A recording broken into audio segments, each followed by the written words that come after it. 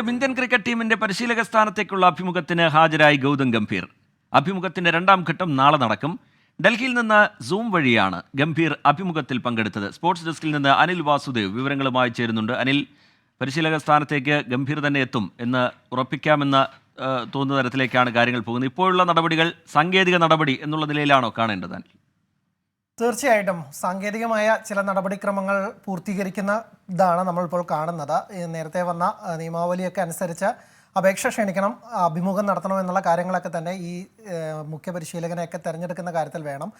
അതുകൊണ്ട് തന്നെ ആ നടപടിക്രമങ്ങൾ പൂർത്തീകരിക്കുന്ന തിരക്കിലാണ് ഇപ്പോൾ BCCI ഉള്ളത്. BCCIക്ക് മുന്നിൽ ഗൗതം ഗംഭീർ എന്ന ഒറ്റ പേര് മാത്രമാണുള്ളത്. ഗൗതം ഗംഭീർ പോലും താൻ അപേക്ഷിക്കണമെങ്കിൽ തനിക്ക് ഉറപ്പ് കിട്ടണം, തന്നെ കോച്ചാക്കും എന്നുള്ള ഉറപ്പ് കിട്ടിയാൽ മാത്രമാണ് അപേക്ഷിക്കുള്ളൂ എന്നുള്ള ഒരു നിബന്ധന ജയ്ഷാക്കും BCCIക്ക് മുന്നിൽ വെച്ചിരുന്നു. അതിൻ്റെ അടിസ്ഥാനത്തിലാണ് അദ്ദേഹം അപേക്ഷ സമർപ്പിച്ചത് പോലും.